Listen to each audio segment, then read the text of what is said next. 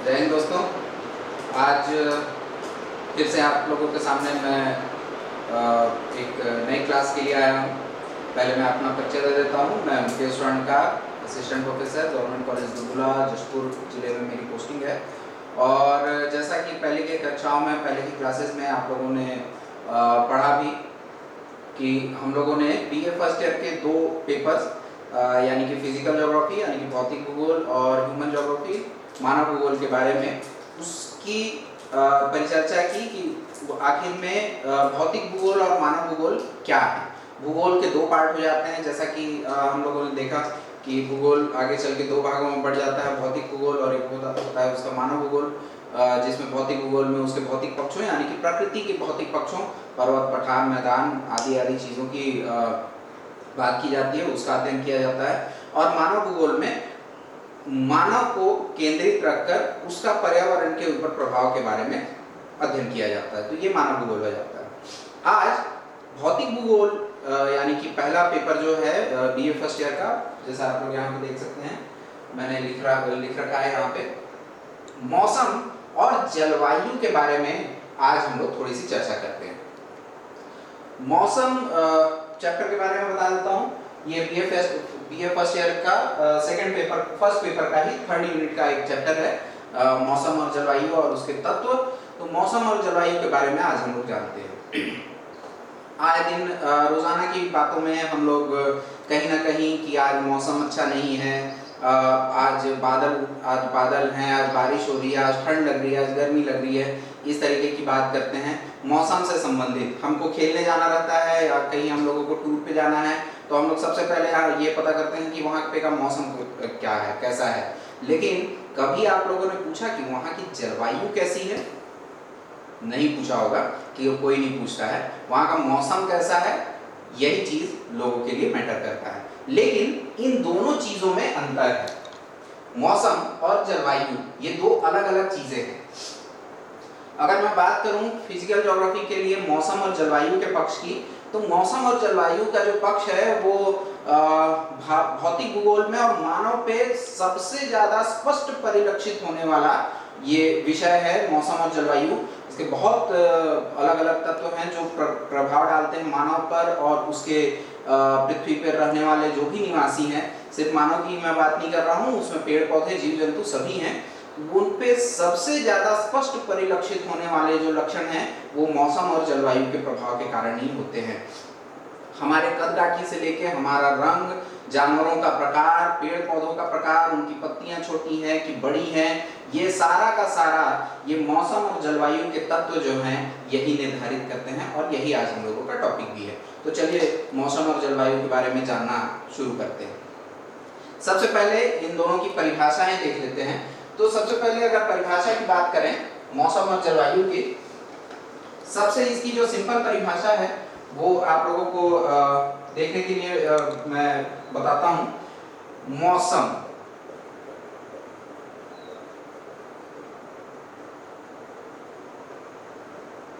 अल्पकालिक वायुमंडलीय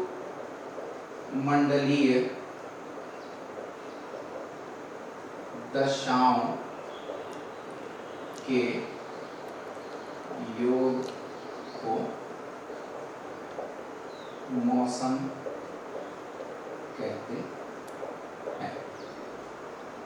यह मौसम की परिभाषा। अब जलवायु क्या है? कुछ नहीं करना है, सारा शब्द पूरा सेम है। यहाँ पे सिर्फ आपको दीर्घ, अल्पकालिक को हटा के दीर्घकाल करना है। दीर्घकालिक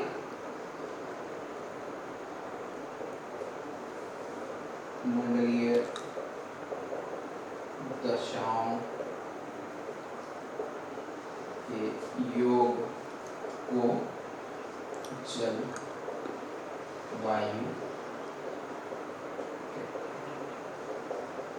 देखिए दोनों में पूरा का पूरा जो इनकी जो परिभाषा है मौसम और जलवायु की, वो पूरी की पूरी परिभाषा सेम है। सिर्फ दो चीजें यहाँ पे बदली हुई हैं, एक अल्पकालिक और यहाँ पे दीर्घकालिक। ठीक है, समझने की कोशिश कीजिएगा। जैसे मौसम किसे कहते हैं या क्या हो सकता है। सुबह हम लोग उठते हैं, यहाँ पे धूप निकली हुई है, दोपहर तक ऐसा देखते हैं कि पूरे बादल छा गए, 2 बजे या 3 बजे तक बारिश होने लगती है और शाम तक फिर से बादल छट जाते हैं। ये क्या है? मौसम है। क्षणिक क्षणिक बदलता है, क्षण क्षण में, मतलब कि अभी कुछ है, अभी धूप है, अभी छांव है, फिर बादल होने लगे, भी हो सकता है ओला वृष्टि होने लगे। अभी की अगर करंट की न्यूज की बात करें तो हम लोगों के आसपास के क्षेत्रों में कई जगह, अभी कुछ देर पहले की आज सुबह की बात है, जसपुर जिले का कोतबा एरिया है, कोतबा ब्लॉक है, कोतबा ब्लॉक में आज काफी बड़े बड़े साइज के पत्थर गिरे हैं। आप लोग अगर उधर के कोई होंगे तो उसको ध्यान दीजिएगा। काफी बड़े साइज के पत्थर गिरे हैं। पत्थरों का साइज यानी कि ओलों का साइज इतना था कि घरों की छतें भी, या जो एस्बेस्टस और खपड़े की छत वाली जो घरें थी उनके छत भी टूट गए हैं, बहुत ज्यादा डैमेज हुआ है। ये मौसम है और हम लोग यहाँ पे, आप अपने क्षेत्र पे देख सकते हैं, इसका जो प्रभाव होता है अल्पकालिक के साथ अल्प क्षेत्रीय भी होता है। ठीक है, पहला चीज मौसम के बारे में हम लोग जो भी चीज देखते हैं तो मौसम अल्पकालिक भी होता है और अल्प क्षेत्रीय भी होता है, यानी कि उसको एक छोटे क्षेत्र में हम लोग देखते हैं, बहुत ज्यादा दूर तक हम लोग उसको देख नहीं पाते हैं एक जैसा मौसम। आप कहीं भी ट्रैवल करते होंगे, हो सकता है आप लोग किए भी होंगे, इस चीज को फील भी किए होंगे कि कहीं आप ट्रैवल कर रहे हैं, रास्ते में आपको कुछ देर के लिए कुछ किसी जगह पे बारिश मिलती है, आगे जैसे जैसे चलते जाते हैं बारिश रुक जाती है, ये मौसम है। ठीक है, अब आते हैं इसके सेकंड वाले भाग पे, यानी कि जलवायु। दीर्घकालिक, ठीक है, दीर्घकालिक। अंतरराष्ट्रीय मौसम विज्ञान संस्थान के अनुसार कम से कम 31 वर्ष, 31 इयर्स का टाइम लगता है। कितना टाइम? 31 इयर्स, कम से कम 31 साल का आपको डेटा चाहिए किसी भी क्षेत्र के जलवायु के निर्धारण के लिए। 31 साल का, कम से कम 31 साल वहां पे देखा जाता है कि वहां की दैनिक गतिविधियां, यानी कि दैनिक वायुमंडलीय दशाएं, जिसको कि हम लोग मौसम बोल रहे हैं, दैनिक वायुमंडलीय दशाएं किस प्रकार की हैं, बदलती कैसी हैं, क्या वहां पे रोज ऐसा ही होता है कि सुबह धूप निकलती है, दोपहर को बारिश होती है और शाम को फिर से धूप निकलती है, ऐसा रोज होता है, या किसी किसी विशेष प्रभाव के कारण ये ऐसा इस प्रकार का हो जाता है। हम अपने ही क्षेत्र की बात करें, अभी अगर अप्रैल का मौसम है, अप्रैल का टाइम है, तो अप्रैल के टाइम पे हम लोगों को बारिश बहुत कम ही दिखाई देती है। ऐसा नहीं है कि ये हम लोग पिछले साल भी देखे थे, उसके पिछले साल भी देखे थे और उसके पिछले साल भी देखे थे, ऐसा नहीं होता है। लेकिन इस वर्ष कुछ स्पेशल ऐसी घटनाएं हो रही हैं, वायुमंडलीय दशा है, अब उसको हम ग्लोबल वार्मिंग से जोड़ें या पश्चिमी विक्षोभ से जोड़ें, सारी चीजें एक साथ बनती हैं और उसका प्रभाव हमारे ऊपर पड़ता है कि हमारा मौसम बदल चुका है, कभी कभी भी बारिश हो जा रही है। तो इसी कारण इसको वायुमंडलीय दशाओं के, अल्पकालिक वायुमंडलीय दशाओं के योग को मौसम और दीर्घकालिक वायुमंडलीय दशाओं के योग को जलवायु कहते हैं। ये आप लोग याद रखेंगे। चलिए इसी में आगे बढ़ते हैं। पहले मौसम को ही थोड़ा ठीक से जान लेते हैं। विश्व के बहुत प्रख्यात जलवायु और मौसम जलवायुविद में एक नाम आता है प्रोफेसर जी.टी. त्रिवार्था का। Professor GT. त्रिवार्था अपने शब्दों में मौसम के बारे में बताते हैं कि किसी स्थान की अल्पकालिक वायुमंडलीय दशाओं के संपूर्ण योग को मौसम कहते हैं, जो कि दैनिक अनुभव को प्रदर्शित करता है। जैसा कि मैंने पहले बताया कि त्रिवार्था महोदय भी यही बताते हैं कि किसी क्षेत्र की अल्पकालिक वायुमंडलीय दशाओं का योग मौसम कहलाता है और इसे हम लोग दैनिक महसूस करते हैं या दैनिक प्रदर्शित होता है। ये त्रिवार्था महोदय के शब्दों में कहा है उन्होंने। पीटरसन है, स्वेट पीटरसन, इनका कहना है कि वायुमंडल की क्षणिक, तात्कालिक तथा वायुमंडलीय दशाओं के अल्पकालिक योग को मौसम कहते हैं। अपने अपने शब्दों में बहुत सारे जलवायुविदों ने इनकी अपनी अपनी बात रखी है और सबका यही कहना है कि इसमें अल्पकाल, अल्प क्षेत्रीय और रोजाना की घटनाओं को, वायुमंडलीय दशाओं को लिया जाता है। वायुमंडलीय दशाओं से मतलब क्या है ये मैं आगे आप लोगों को बताऊंगा। तो इसमें कुछ कुछ पॉइंट्स निकलते हैं। आप जितनी भी परिभाषा है, इनकी बुक्स वगैरह आप लोगों के पास भी होंगे, उसमें भी देखेंगे तो कुछ पॉइंट्स निकलते हैं क्या क्या चीजें होती हैं मौसम के बारे में हम लोग देखते हैं। तो सबसे पहला ये क्या होता है, अल्पकालिक। सबसे पहला पॉइंट मौसम के बारे में बोलते हैं कि ये अल्पकालिक होता है, यानी कि थोड़े टाइम के लिए होता है। ऐसा नहीं है कि थोड़ा टाइम मतलब हम ऐसा नहीं सोचते हैं कि एकदम ऐसे चुटकी बजाए और 1 सेकंड 2 सेकंड के लिए, ऐसा नहीं होता है। कोई भी वायुमंडलीय दशा अगर घटती है, कोई भी घटना घटती है, तो उसके लिए थोड़ा टाइम चाहिए होता है। वो हो सकता है 1 दिन के लिए हो सकता है 2 दिन के लिए हो सकता है 1 घंटे के लिए भी हो सकता है आधे घंटे के लिए भी हो, ऐसा मैं नहीं बोल रहा हूँ। लेकिन इसके लिए टाइम ड्यूरेशन जब हम लोग 1 दिन या 2 दिन कहते हैं, तो वायुमंडलीय परिप्रेक्ष्य में वो टाइम जो होता है वो अल्पकालिक ही होता है। ठीक है, तो अल्पकालिक पहला। दूसरा इसका पॉइंट है लघु क्षेत्र। ठीक है, मैंने पहले भी बताया।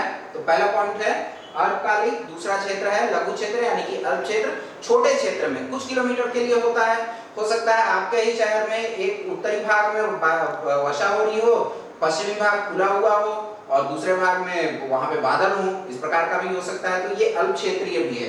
तीसरा इसका पॉइंट अगर देखें तो उस क्षेत्र की वायुमंडलीय दशाओं का योग होता है। क्षेत्रीय वायुमंडलीय दशाओं का योग। ठीक है, क्षेत्रीय वायुमंडलीय दशाएं समझेंगे।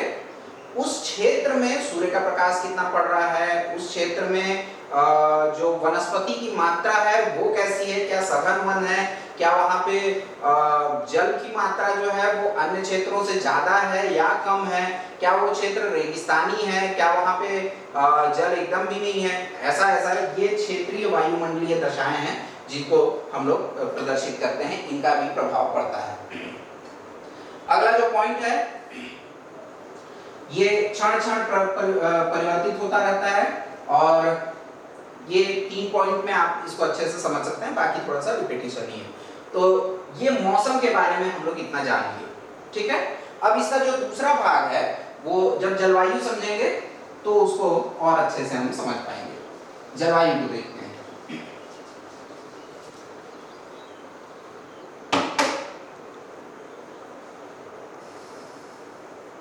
जलवायु परिभाषा दीर्घकालिक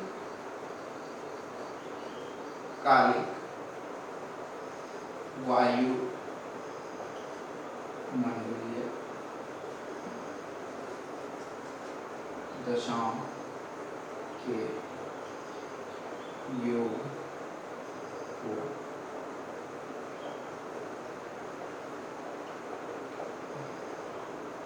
ठीक है, दीर्घकालिक वायुमंडलीय दशाओं के योग को जलवायु कहते हैं। अब इसकी और परिभाषा, सबसे पहले उन्हीं की परिभाषा देखते हैं, प्रोफेसर जीटी त्रिवार्ता की। जीटी त्रिवार्ता कहते हैं कि जलवायु वायुमंडल की स्थायी दशा को कहते हैं। वस्तुतः दिन प्रतिदिन के मौसम की विविधता का संश्लेषण ही जलवायु कहलाता है तथा यह मौसमी औसत से बढ़कर है, क्योंकि मौसम एवं दैनिक परिवर्तनों तथा गतिशील वायुमंडलीय विक्षोभों के विविध मौसम के पक्षों के मूल्यांकन के बिना जलवायु का अध्ययन नहीं किया जा सकता है। जीटी त्रिवार्ता के अनुसार जो इनके जो तत्व हैं, ये छोटी परिभाषा है उनके शब्दों में कि जलवायु किसे कहते हैं, तो मौसम, दिन प्रतिदिन का जो मौसम होता है उसी के संश्लेषण जब हम लोग करते हैं, उसी के डेटा को जब इकट्ठा करते हैं, उसके आंकड़ों को कि रोज का टेम्परेचर हमारा कितना था, रोज का रेनफॉल हमारा कितना हो रहा है, रोज का वहाँ पे हवा किस प्रकार से चलती है, क्या पछुआ चलती है, क्या पूर्वा चलती है, कितनी गति से चलती है, ये सारे आंकड़ों को जब हम लोग इकट्ठा करते हैं, मेघों की स्थिति कैसी रहती है दिन प्रतिदिन, क्या वो मेघ वहाँ पे हमेशा छाए रहते हैं, क्या मेघ वहाँ पे या बादल जो है वो खुले रहते हैं, सूर्य प्रकाश कितना मिलता है दिन में हम लोगों को, क्या 12 घंटे ही मिलता है या 12 घंटे से कम मिलता है या 12 घंटे से ज्यादा मिलता है, ये सारे आंकड़े जब इकट्ठा करते हैं और लगभग कितने वर्ष, 31 ईयर्स, 31 वर्ष कम से कम जब इसका अध्ययन हम लोग करते हैं, तब फिर वहां पे की जलवायु को निर्धारित करने के लिए हमारे पास कुछ पर्याप्त आंकड़े मिलते हैं जिससे हम बोल सकते हैं कि हाँ, यहाँ की जलवायु इस प्रकार की है। यहाँ पे हम लोगों को रोज के रोज इस प्रकार का मौसम दिखाई देता है और उसी के हिसाब से यहाँ पे की जलवायु जो है वो दिखाई देती है।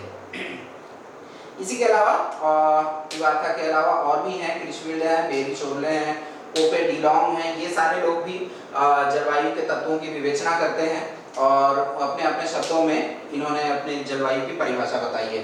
तो स्पष्टता अगर देखी जाए तो क्या क्या चीजें इसमें से पॉइंट निकल सकती है। सबसे पहला तो जो इसका है कि ये दीर्घकालिक है।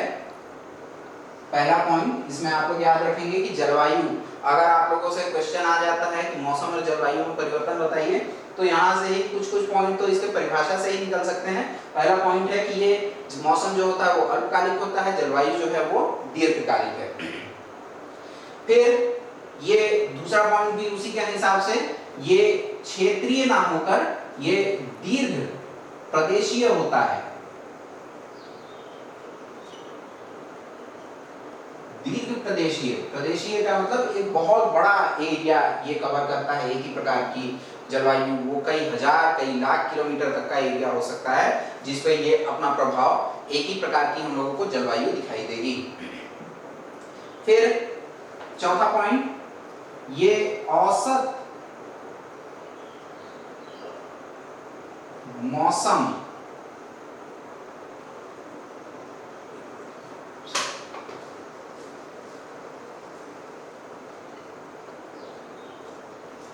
मौसमी घटनाओं का औसत है। ठीक है, सर ये थर्ड पॉइंट है।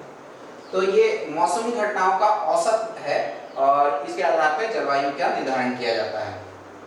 विस्तृत क्षेत्र में इसको हम लोग प्रदर्शित करते हैं। कालावधि भी इसकी क्या होती है, अधिक होती है। तो ये मौसम और जलवायु की परिभाषा के हिसाब से हम लोग कुछ पॉइंट्स यहाँ पे देख रहे हैं जिससे उसमें अंतर भी हम लोगों को स्पष्ट किया जा सकता है। अब आगे जब हम लोग इसमें बढ़ते हैं तो इसका जो मुख्य पॉइंट है, जब से हम लोग क्लास आज शुरू किए हैं तब से ही हम लोग देख रहे हैं कि मौसम और जलवायु के तत्व, वायुमंडलीय दशाएं एक ही चीज के बारे में पढ़े जा रहे हैं। मैं कई बार इस चीज को रिपीट भी किया हूं। वायुमंडलीय दशाएं,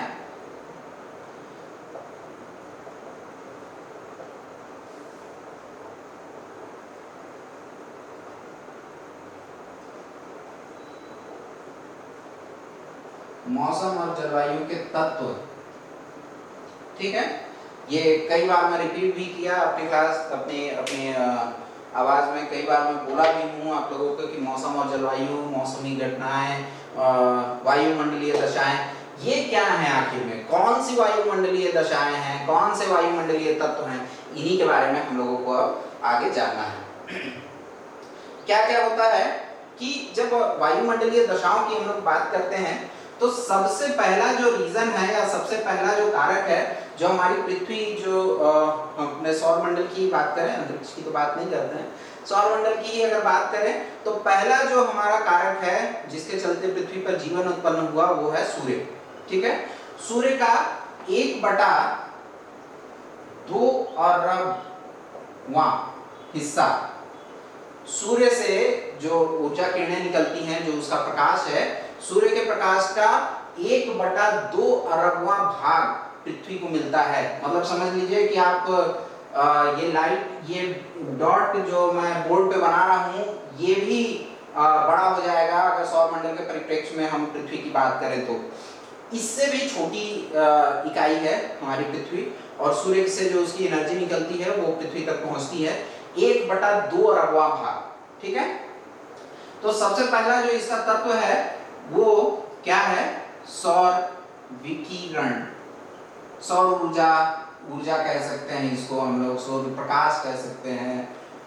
ठीक है, कुछ भी आप लोग नाम ले सकते हैं, इसमें कोई वैसा नहीं है। मैं विकिरण बोल रहा हूँ, विकिरण इसलिए बोल रहा हूँ क्योंकि एक विकिरण किरणों के रूप में ही ये हम तक पहुँचता है, इसी कारण से लघु तरंगों के रूप में, इस कारण से मैं इसको विकिरण कर रहा हूँ। बाद में अभी इसको डिटेल करता हूँ कि क्या क्या है। तो सबसे पहला आता है सौर विकिरण। दूसरा इसमें पॉइंट होता है वायुमंडल का तापमान, ठीक है। दूसरा, यहाँ पे अभी डिटेल इसको करेंगे। तो पहला पॉइंट हो गया सौर विकिरण, दूसरा वायुमंडल का तापमान, तीसरा वायुदाब, चौथा पवनें, ठीक है। चौथा पवन हो गया, जो भी पवन चल रही है। पांचवा जो पॉइंट है वो आर्द्रता है एवं वर्षा। एक ही है, एक ही चीज की बात कर रहे हैं, आर्द्रता और वर्षा। फिर जो इसका 6 पॉइंट है वो है बादल या, ठीक है। ये इसके कुछ तत्व हैं, और भी हैं, अभी यहाँ पे खत्म नहीं हुआ है।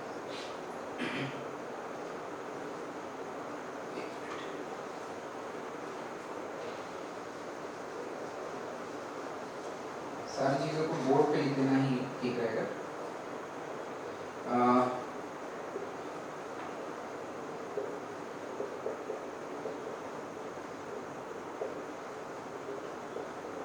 स्थिति, अक्षांशीय स्थिति हो गया, ऊंचाई, क्या क्या चीज है उसको भी प्रभावित करता है। नौवां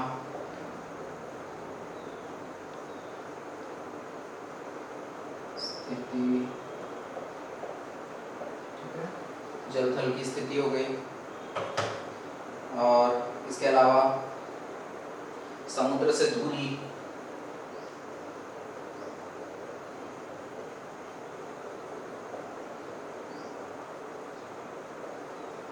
वनस्पति की स्थिति, ठीक है, वनस्पति की स्थिति। इसके अलावा समुद्री धाराएं,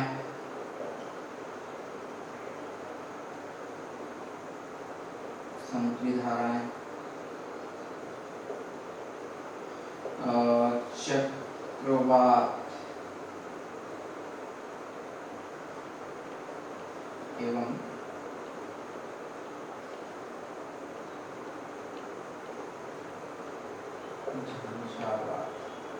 झंझावात, यानी कि बिजली।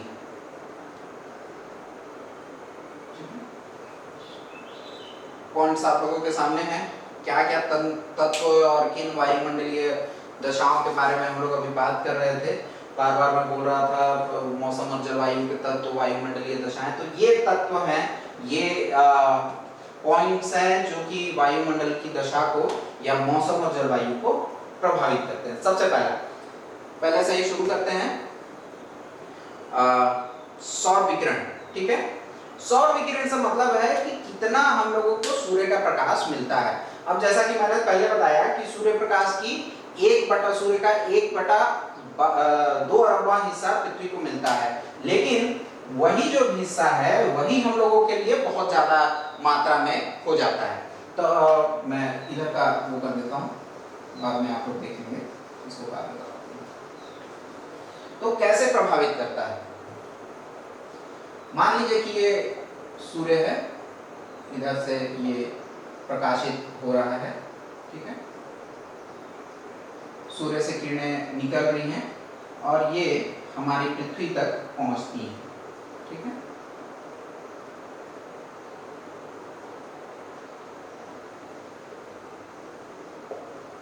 ठीक है, तो सूर्य के प्रकाश का कौन सा भाग, जैसे कि हम लोग बात करते हैं सूर्य से प्रकाश की, अगर सीधी किरणों की बात करें तो जो किरणें हैं वो कितनी मात्रा में, अगर हम लोग पृथ्वी के क्षेत्र की बात करें तो सभी स्थानों पे सूर्य का प्रकाश एक जैसा नहीं पड़ता है। अब अगर मैं दक्षिणी गोलार्ध, अगर मान लीजिए सूर्य जो है उत्तरी गोलार्ध में है, तो उत्तरी गोलार्ध में है तो दक्षिणी गोलार्ध पे सूर्य के प्रकाश की मात्रा जो होगी वो कम होगी। क्यों कम होगी? क्योंकि इसको पृथ्वी के वायुमंडल को ज्यादा पार करना पड़ेगा, इस किरण को। तो जितने ज्यादा वायुमंडल को वो पार करेगा, उसकी जो ऊर्जा की मात्रा होती है उसमें उतनी ज्यादा कम होती जाती है। तो यही कारण है कि जो सूर्य का विकिरण है वो हम लोगों को किसका कितना मिलता है, उस पे ये मौसम और जलवायु के जो प्रभाव हैं वो प्रभावित होने लगते हैं। ठीक है, चलिए दूसरा पॉइंट वायुमंडल। जो दूसरा पॉइंट है वो क्या है, वायुमंडल का तापमान। अब जैसा कि यहीं पे हम लोग देख रहे हैं कि सूर्य है और ये सूर्य के प्रकाश का पृथ्वी को अगर हम लोग बात करें पृथ्वी से कि कितना, तो पृथ्वी के चारों ओर एक वायुमंडल है।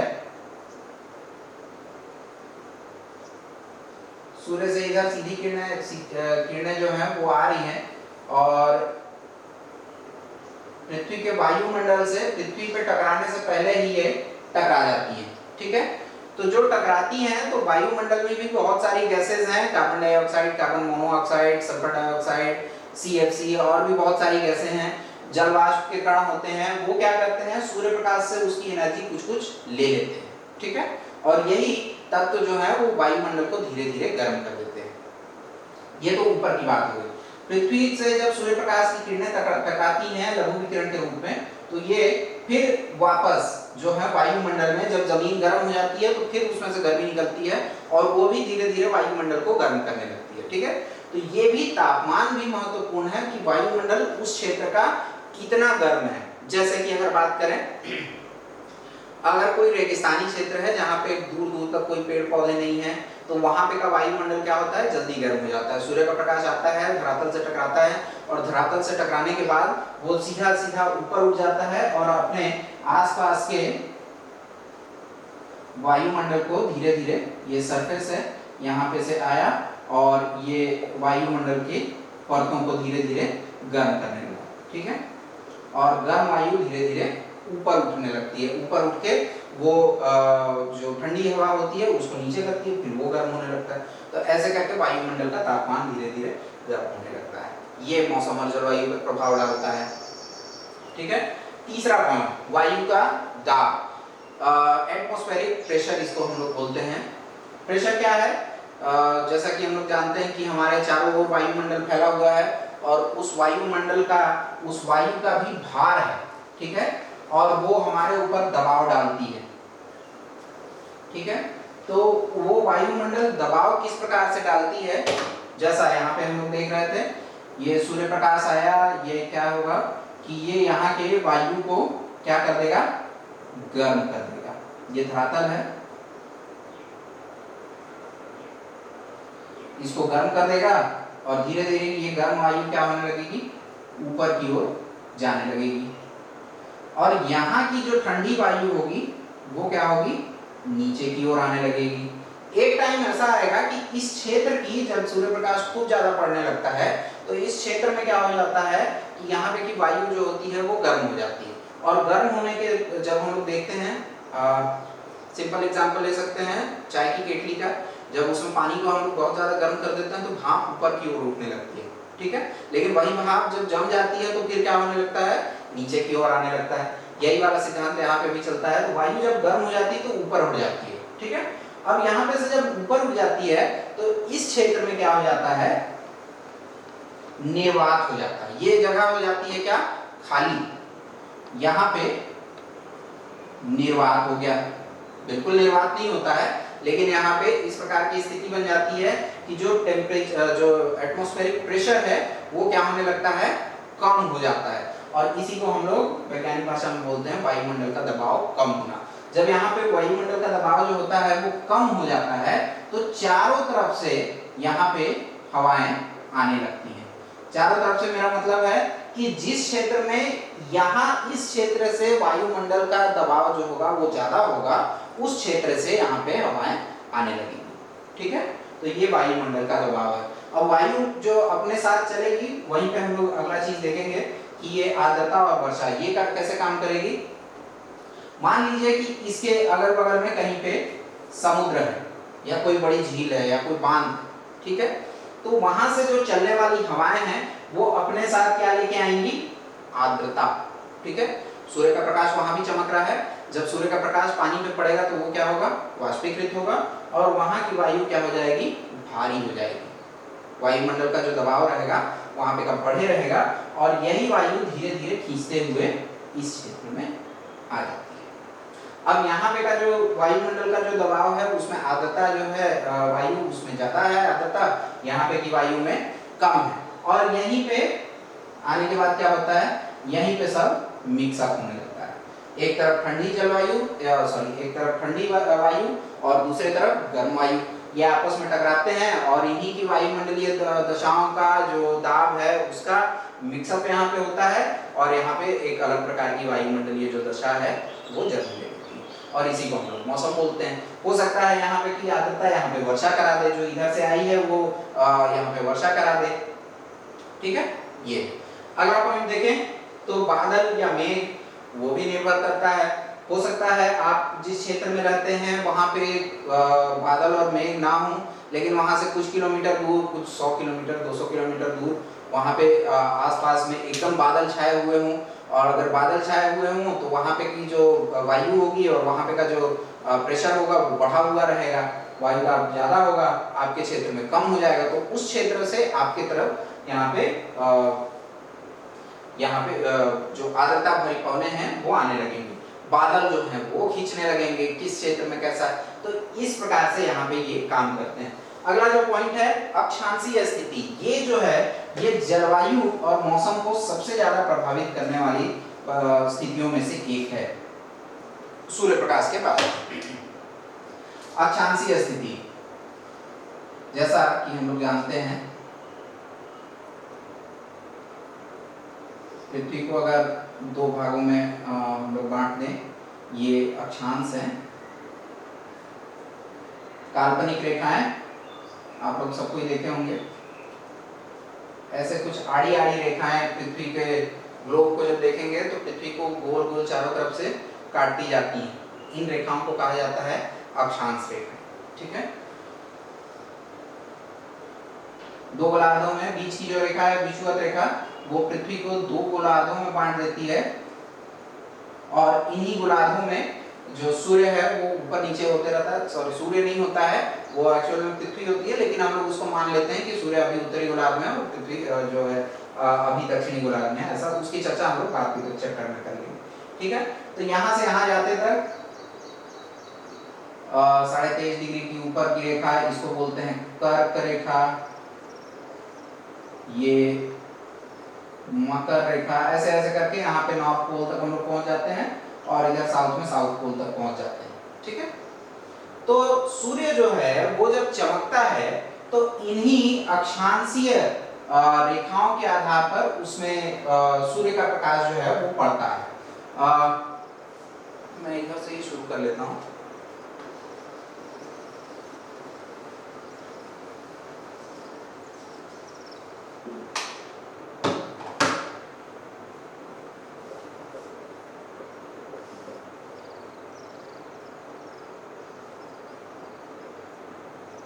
सूर्य की किरणें ऐसे आ रही हैं, ठीक है।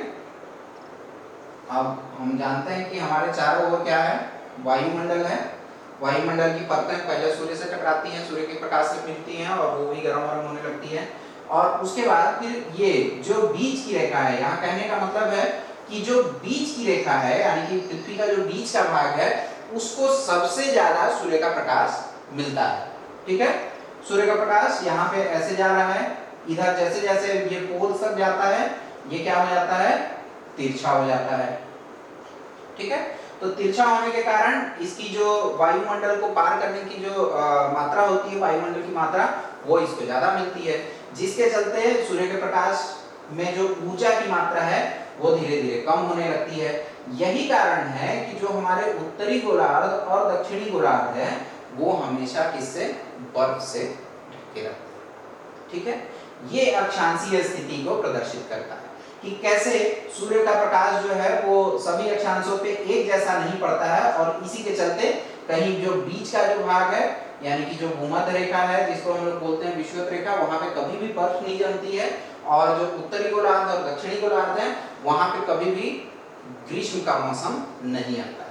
लेकिन जो बीच का भाग है यानी कि कर्क रेखा और मकर रेखा, इन्हीं दोनों के बीच में सूर्य जो है वो मूव करता रहता है। तो एक समय ऐसा आता है कि सूर्य का प्रकाश कर्क रेखा पर सीधा पड़ता है, और एक समय ऐसा आता है कि मकर रेखा पर से सूर्य का प्रकाश सीधा पड़ता है। इस कारण से और हम अगर भारत की हम लोग बात करें तो हम लोग कर्क रेखा पे स्थित हैं यहीं पे, और भारत के बीचों बीच से कर्क रेखा निकलती है, खासकर हमारे जशपुर और बलरामपुर जिले से कर्क रेखा होकर जाती है उत्तरी भाग से, ठीक है। तो ये अक्षांशीय स्थिति है। दूसरा चीज जो इसके अगले बाद का पॉइंट है, आप लोग अपनी कॉपी वगैरह में देखेंगे, क्या है, ऊंचाई।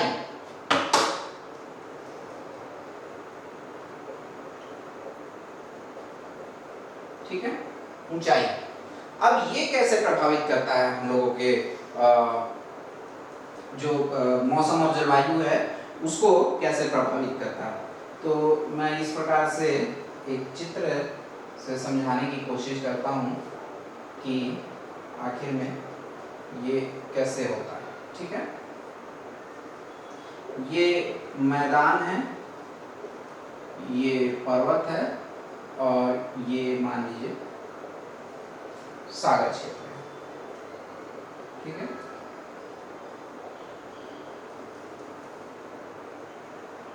सूर्य, सूर्य का प्रकाश सीधी किरणों के रूप में जब पृथ्वी तक आता है, ठीक है, तो अब क्या होना चाहिए,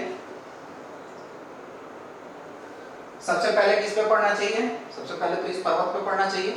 क्यों? क्योंकि तो सबसे ऊंचा तो यही है, सूर्य का प्रकाश सबसे पहले इस पर्वत पे पड़ेगा, और सबसे पहले पर्वत पे पड़ेगा